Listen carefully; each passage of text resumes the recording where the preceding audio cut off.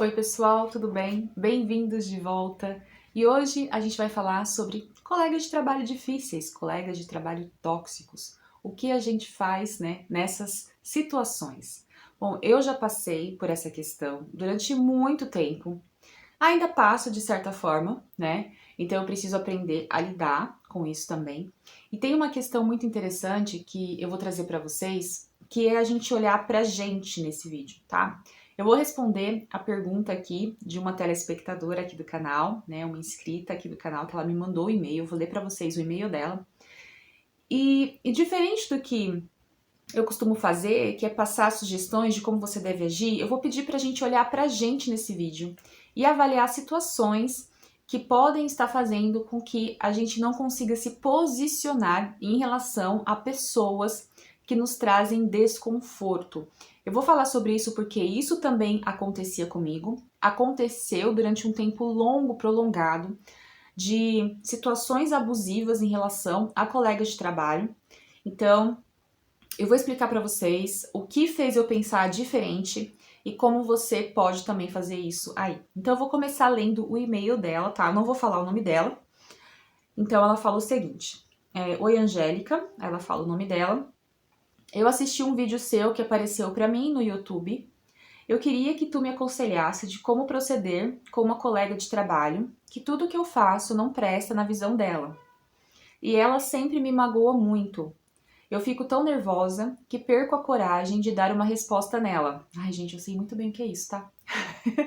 Eu preciso do emprego, mas eu fico também pensando em pedir demissão por causa dela. O que faço? Hoje mesmo, antes de sair, já que sou cuidadora, ela disse que as vasilhas de alumínio estão lavadas igual a minha cara. E sai dizendo para mim mesma que ela não. E sai dizendo que se não gostou, faça melhor. Não, era para ela dizer isso, né? Que se não gostou, faça melhor. Mas ela ficou na dela, né? Não respondeu, fiquei na minha.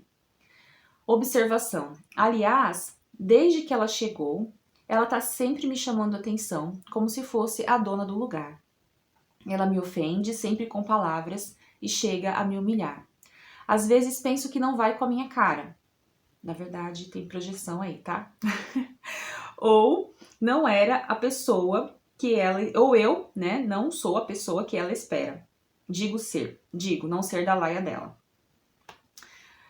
Então, aí eu respondi pra ela, né, que eu ia responder aqui num vídeo, e eu pensei na gente fazer diferente. É claro que a gente meditar, a gente olhar pra dentro, a gente orar, pedir orientação de Deus, tudo isso é muito, muito importante. Mas a gente precisa olhar também pra gente nessas questões, tá?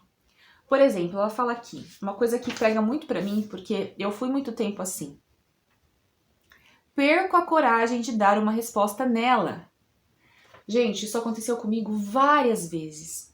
A pessoa, ela falava alto, me provocando, falando coisas, e eu segurava, não respondia. Porque eu pensava o seguinte: se eu responder, vai piorar. Se eu responder, vai criar um barraco, e eu sou uma pessoa educada, eu não posso ir por esse mesmo caminho.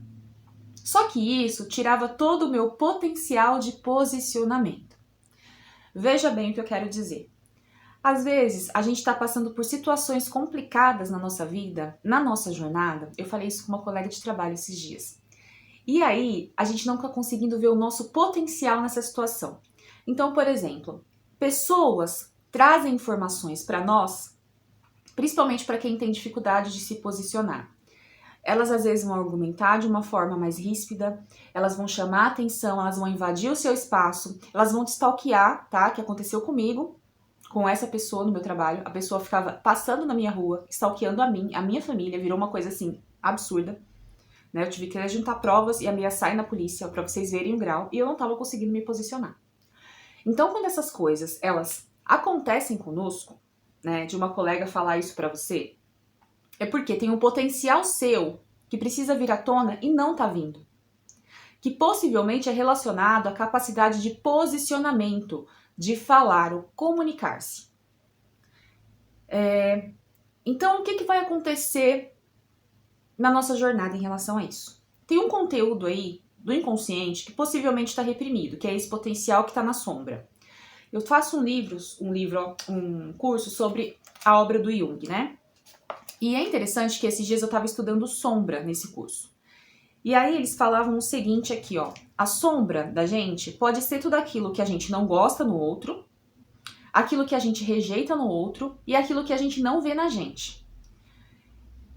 E é como se fosse coisas que a gente se incomoda e às vezes coisas que a gente não vê, ou seja, um potencial que tem na gente que a gente não tá conseguindo colocar pra fora.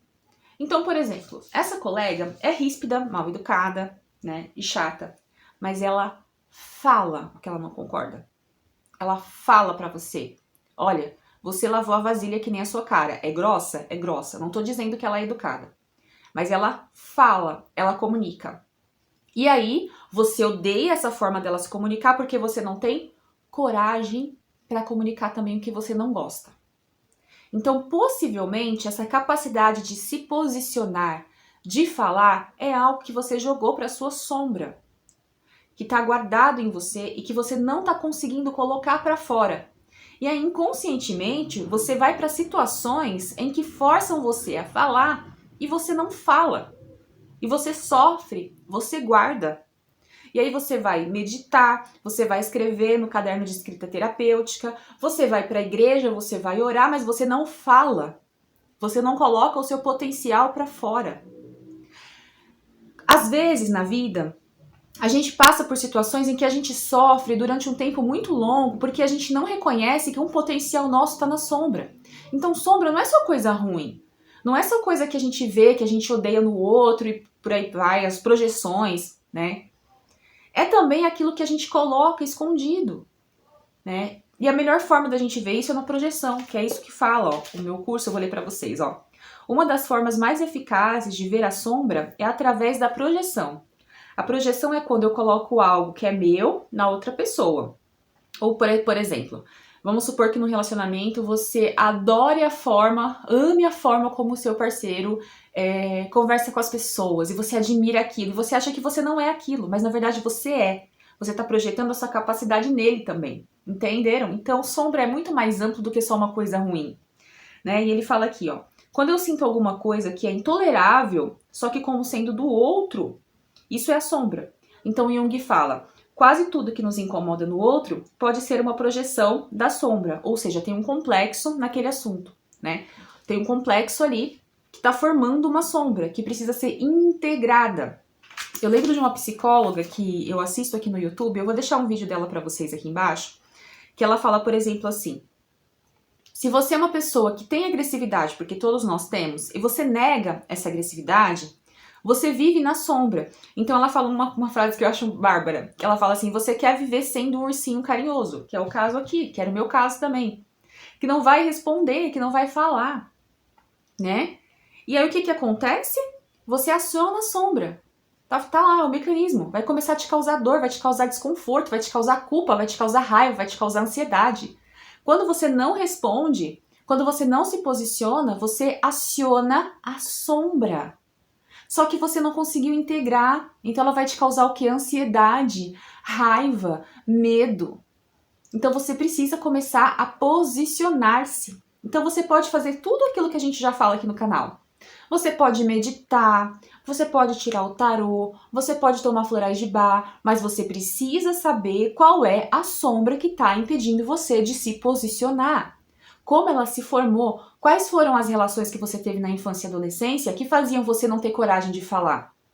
Eu, por exemplo, quando eu estudava, que eu era bem novinha na escola, eu chorava muito, muito. E a minha forma de expressão e comunicação era através do choro. Tinha ali 6 anos, então eu comecei para a escola, não queria ficar longe, né, da minha família, da minha mãe, e eu chorava, eu chorava, eu chorava. E as professoras falavam para mim, ela só sabe chorar, ela só chora, cala a boca. E aí, inconscientemente, eu fui calando isso, né? Porque a expressão não era muito adequada também, que era através do choro, mas era uma criança, então tinha todo um trabalho para entender ali. E eu fui ficando cada vez mais fechada, com muita dificuldade de me posicionar. Gente, eu já ouvi coisas absurdas de amizades, tá? Que hoje não estão mais na minha vida, mas assim, na época da adolescência. Coisas que me fizeram ter vontade de responder, e como a minha irmã fala, eu chegava em casa e fazia um discurso pro shampoo no banheiro, né? E ficou assim durante muito tempo, um desconforto pra falar. E eu falo pra vocês, isso é fácil pra mim? Não. Hoje, quando eu preciso me posicionar, é muito difícil, é muito dolorido, eu fico super nervosa. Teve uma questão que aconteceu comigo recentemente, que eu tive que me posicionar no trabalho, e eu fui falar com a pessoa que estava me provocando. Eu falei, mas depois eu fiquei nervosa, porque não é comum pra mim, pra eu fazer isso. Mas eu precisei fazer, e eu continuo fazendo, e se precisar eu faço novamente. Só que não é fácil, não é uma coisa que você faz de uma hora pra outra, porque tem uma sombra ali. É um potencial de posicionamento que tá na sombra. Entenderam? Então por isso que eu achei interessante trazer pra vocês essa fala dessa psicóloga, né? Ela fala assim, ó, eu não gosto da fulana porque ela é grossa. Será que a fulana é grossa? Ou ela se permite falar, né? E você que é fofa, não pode falar, eu preferi calar, né? Eu vou deixar essa live dela aqui, gente, que ela é espetacular, tá? Ela é uma psicóloga junguiana, eu amo as lives dela, eu vou deixar pra vocês aqui sobre sombra. Então eu tava fazendo o meu curso e aproveitei pra assistir a live dela pra complementar, porque ela é maravilhosa. E é isso, às vezes a gente não fala porque a gente quer ser a fofa, a boazinha, né? Ai, não vou falar. Aí de repente fala, explode no local errado. Então a gente precisa integrar isso aqui. O que impede o meu posicionamento? E aí eu trouxe duas cartas do tarô que eu acho muito interessantes. Uma carta do tarô, que são 2 decks, que é o 7 de paus. Olha, é o posicionamento. Primeiro eu tenho que proteger a minha mente, a minha mentalidade. E eu preciso me posicionar. Olha a postura. Olha essa postura. Não me ataca que eu ataco também. E é mais ou menos isso. Eu não tô falando pra você ir lá quebrar a cara da pessoa, né? Esfregar a cara da pessoa no asfalto. Não é isso que eu tô falando. É você se posicionar energeticamente e falar. Colocar a sua expressão ao seu favor. Ter coragem. Não se importar com o que os outros vão falar sobre você. Tá? Então a gente faz todo esse trabalho, a gente blinda a nossa mente, vamos lá, fazemos Ho'oponopono pro amiguinho chato do trabalho. Sinto muito, me perdoe, te amo, sou grata. Mas não basta se eu não me posicionar, se eu não tirar da sombra a minha capacidade de posicionamento, se eu não tirar da sombra o meu potencial. É isso que eu quero que você escute. Vocês que estão assistindo esse vídeo, que tem essa dificuldade. Você precisa fazer todas as práticas espirituais desse 7 de paus aqui, ó. Meditar, orar, fazer novena, pagar promessa, acender vela. Eu faço tudo isso também. Eu oro, eu rezo.